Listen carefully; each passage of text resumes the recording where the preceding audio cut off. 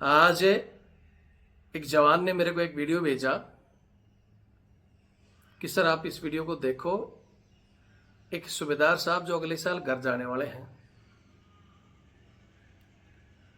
उनकी तस्वीरें और वो वीडियो देखकर मैंने बोला भाई ये क्या हो गया। तो बताया कि सर इनको एक मेजर साहब ने मारा है, पीटा है। क्यों पीटा है? बोले कोई बात पर बहस हुई थी, तो वो जो मेजर साहब था वो साहब को ये बोला कि साहब ज्यादा बकवास करोगे तो चौतरों पर लात मारूंगा। तो साहब ने बोला कि साहब ऐसा है, आपके बराबर मेरे बच्चे हैं और आप मार कर दिखाओ। ठीक है। आगे उनको गाड़ी में लेकर एक ड्राइवर और वो मेजर साहब और सूबेदार साहब गाड़ी में जाते हैं और आगे किस तरह उनके साथ मारपीट होती है, आज ये मैं पूरी घटना आपको बता रहा हूं। उनकी वाइफ ने भी, सूबेदार साहब की वाइफ से मेरी बात हुई है, उनकी भी रिकॉर्डिंग मेरे पास है, वो भी मैं आगे आपको दिखाता हूं। इस घटना की रिपोर्ट सीओ साहब को लग चुकी है और सीओ साहब कह रहे हैं कि भाई मैं कार्रवाई करूंगा। लेकिन क्या आप लोग उम्मीद करते हो कि एक मेजर साहब ने सूबेदार साहब को मारा है तो क्या कार्रवाई होगी? दूसरी बात, बहुत सारे कमेंट्स करेंगे, सर इसके यूनिट बताओ, इसका सीओ साहब का नंबर दो, फलाना रिगड़ा।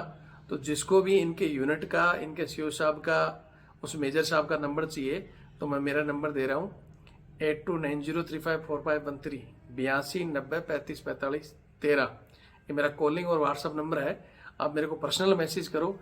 अगर किसी को यूनिट जाननी हो, अधिकारियों का नंबर चाहिए तो मैं आपको दूंगा। बाकी सोशल मीडिया पर आप कह देते हो, और हमने डाले भी हैं, यूनिट भी डाली है, उस अधिकारी का नाम भी डाला है, और उसके बाद हम केस भी भुगतते हैं। ठीक है, आप सभी को पता है कि ऐसी चीजों को एक्सपोज करने के लिए दुश्मनी पालनी पड़ती है। उसी दुश्मनी के चलते हमारा वो चैनल बंद हो गया। नहीं तो मैं भी, हमारे बहुत से लोग खबरें दिखाते हैं और आराम से अपने मजे कर रहे हैं, उस चैनल से इतनी इनकम हो जाती है कि दिक्कत ही नहीं कोई। लेकिन मैंने क्यों मेरे इतने बड़े चैनल को कुर्बान कर दिया और उसको खुलवाने के लिए मैं लड़ रहा हूं अकेला? क्या मेरे अकेले की लड़ाई थी? आपकी जिम्मेवारी सिर्फ जैन तक है या सिर्फ टांग खींचने तक है? अगर आपको लगता है कि रविंद्र फौजी की लड़ाई में वीडियो लंबा लग रहा है तो छोड़ दो, लेकिन लड़ाई में अगर आपको लगता है कि रविंद्र फौजी का साथ देना है तो सबसे पहले यही नंबर मेरा 8290354513 8290354513, ये मेरा फोन पे और पेटीएम से जुड़ा हुआ है। ये मेरा बार कोड। सपोर्ट करो।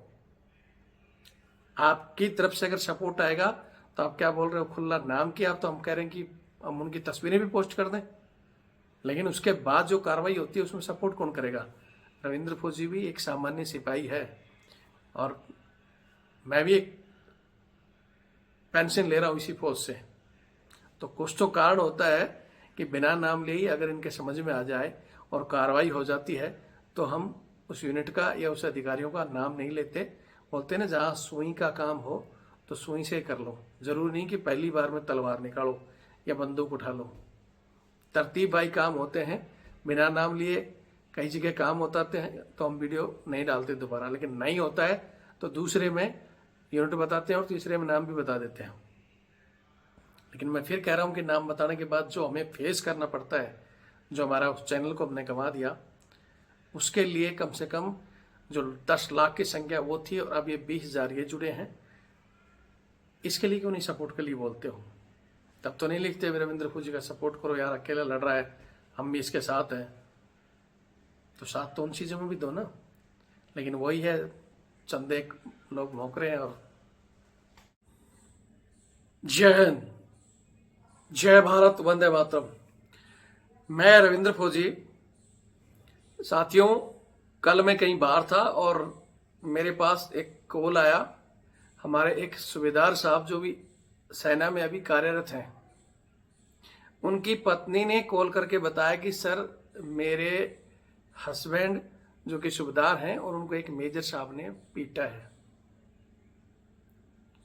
और पीटा भी इस कदर है कि वो अभी फिलहाल एमएच में भर्ती हैं।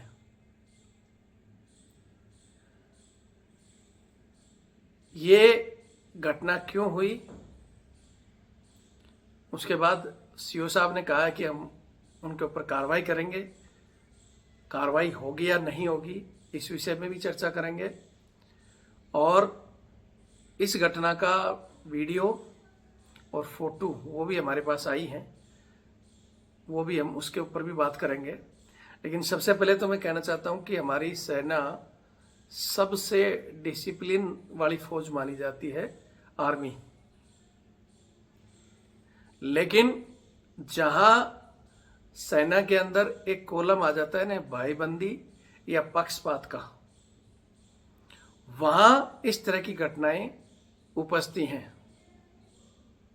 जब कोई अधिकारी का पक्ष लेने लगे, कोई सीओ अपनी ड्यूटी ठीक से ना करे, या उससे उच्च अधिकारी, जहां तक इन चीजों की शिकायत जाती है, जैसे कल मेरे पास 2 को फोन आए हैं, जिसमें एक केस में तो ये मारपीट ही हो चुकी है, दूसरे केस में भी एक साहब ने बताया कि हमारे एक ओसी साहब हैं जिनकी शिकायत सीओ और ब्रिगेड कमांडर तक जा चुकी है, जिनकी लिखित में शिकायत उनके जीओसी साहब तक गई है, लेकिन अभी तक उस व्यक्ति के ऊपर कार्रवाई नहीं हुई।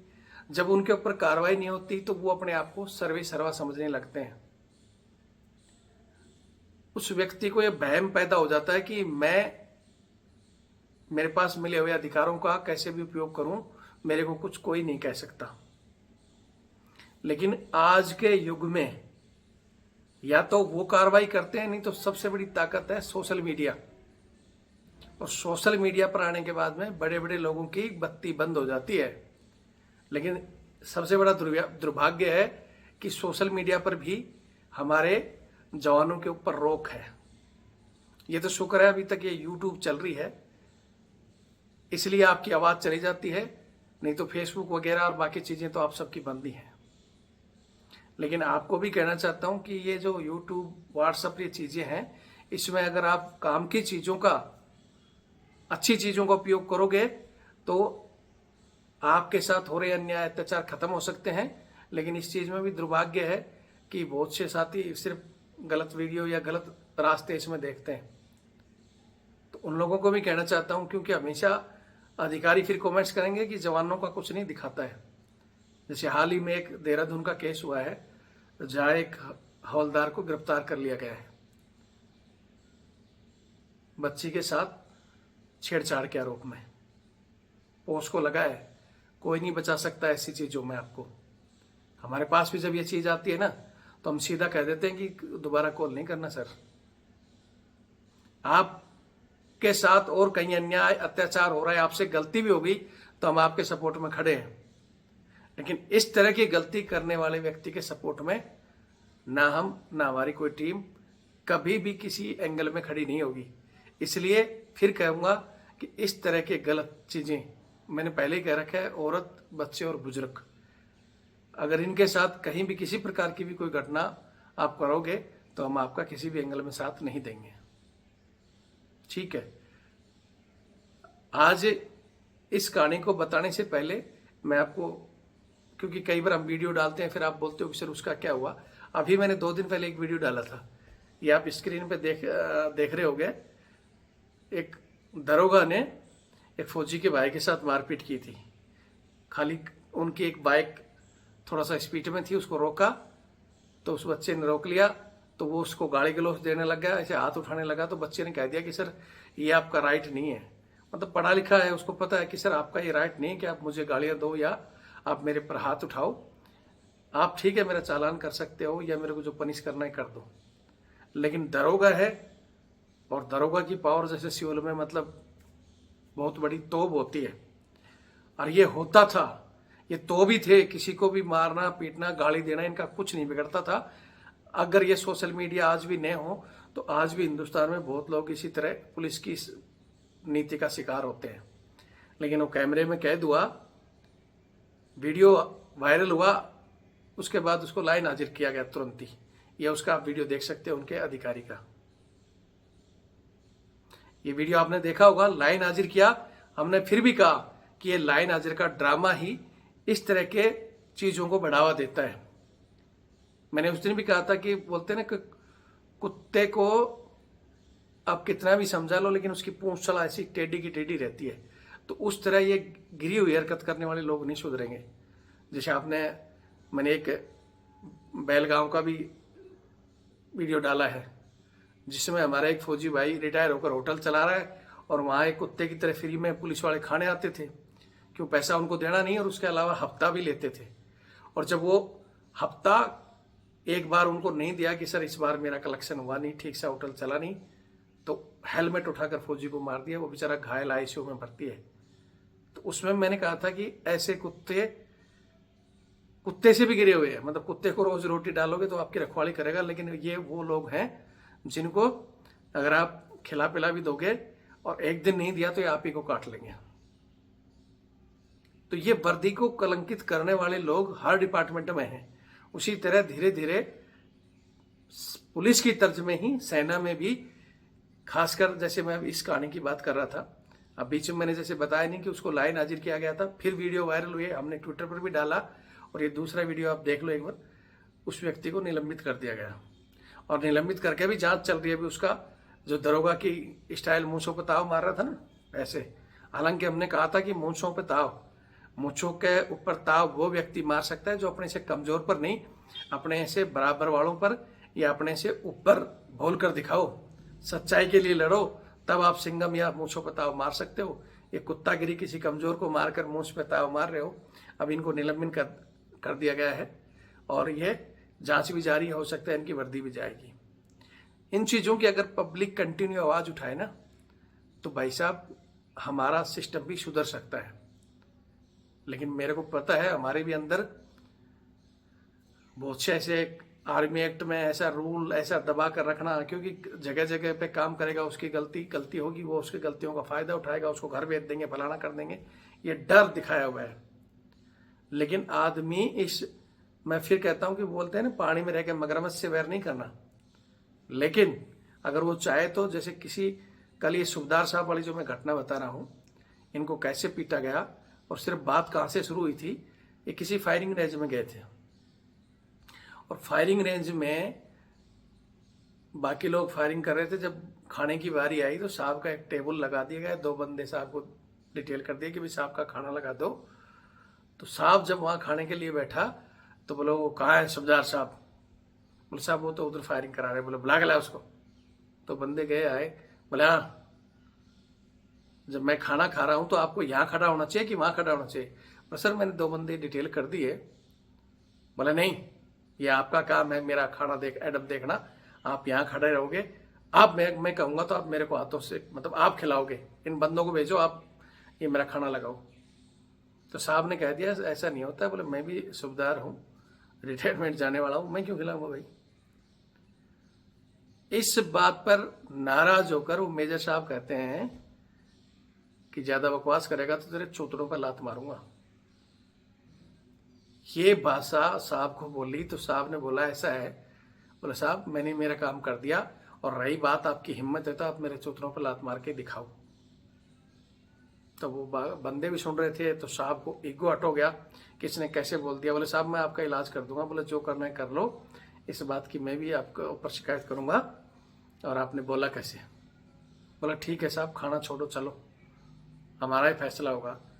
उधर से मेजर साहब ने अपने ड्राइवर को लिया, साहब को बैठाया जिप्सी लेके, बाकी एक हवलदार जी थे उनको बोला कि ठीक है आप लोग फायरिंग करो, हम आते हैं। और वहां से 25 किलोमीटर दूर ले जाकर गाड़ी रोकते हैं। ठीक है, अब वहां वो ड्राइवर, वो साहब और वो मेजर साहब, इस बात को लेकर वहां मारपीट होती है। साहब को उतारकर ड्राइवर को बोलता है कि नजदीक आने के बाद में कि आप जाओ, हम पैदल आ रहे हैं, बातें चीतें करते हुए कि भाई साहब को मैं समझाऊंगा कि आगे चीजें नहीं बतानी, फलाना देखना। समझाने के लिए ड्राइवर को भी साइड कर दिया। ठीक है,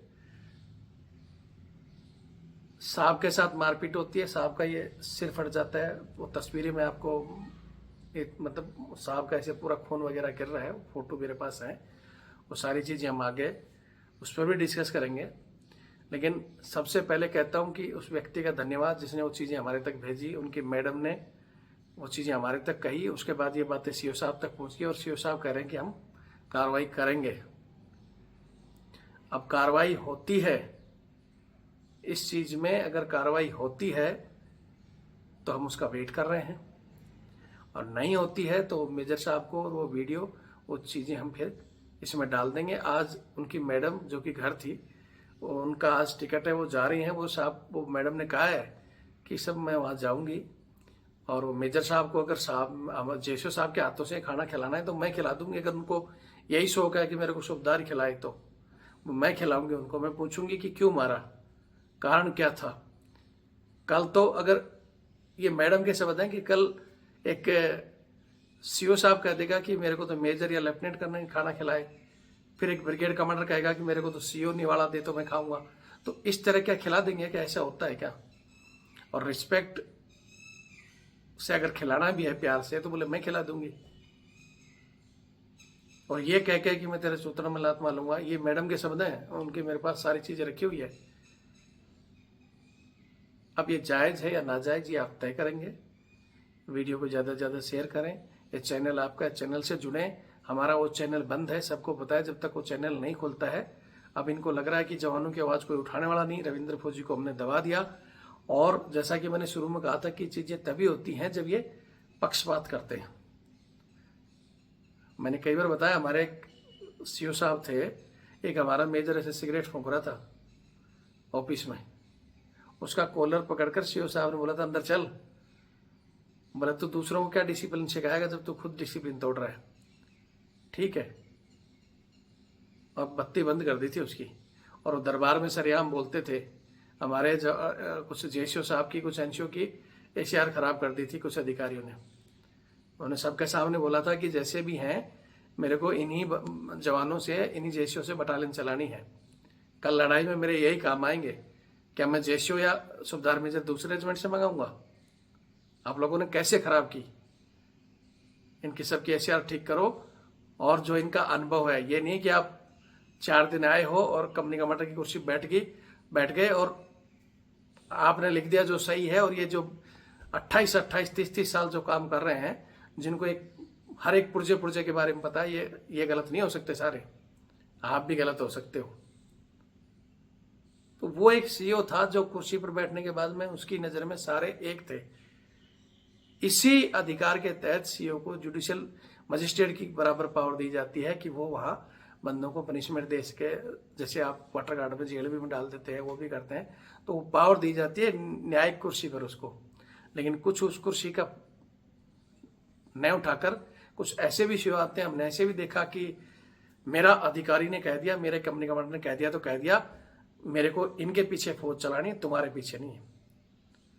तो उस समय कई बार हम ये सोचते थे कि हमें हंसी भी आती थी। अच्छे अधिकारी भी कहते थे ये चीज कि ये मूर्ख आदमी क्या 5 कंपनी कमांडर के बदौलत बटालियन को चला देगा, जबकि 95% ओआर से अगर वो काम नहीं करेंगे तो घंटा हिलाओगे क्या।